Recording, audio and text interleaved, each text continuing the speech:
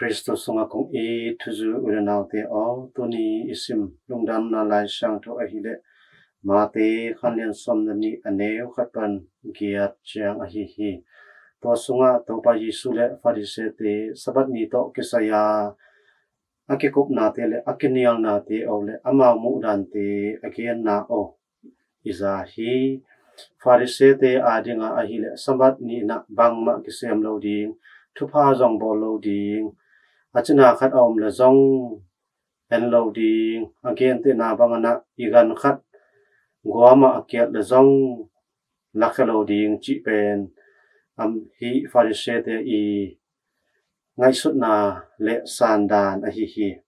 ito pa Yesu i sandan a hi le nipi ni ina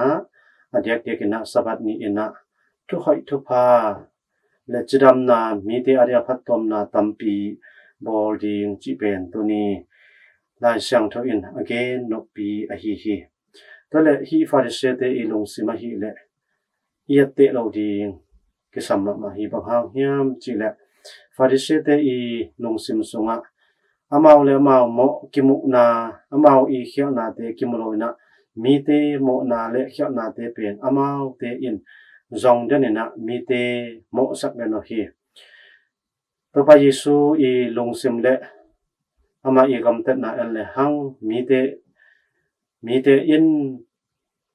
to pa Yesu i gam tet ja el le hang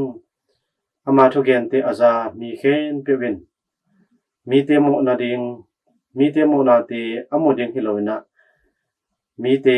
in amau le amau amo na akimu te na ding ina to pa Yesu in lam lak ton tu hi to a hi man u te na te tu ni na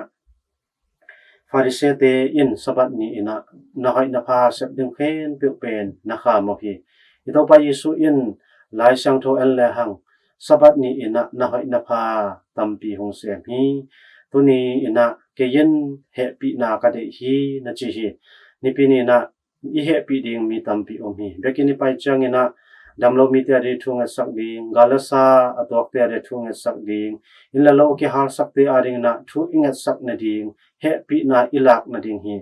Pharisee te ilung sim inei le mi te mo na sabat ni na imudan ding hi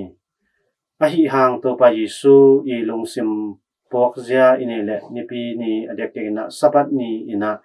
ete in mi te tonga he pi na ilak ding hi to hi manin sabat ni pen e ading ina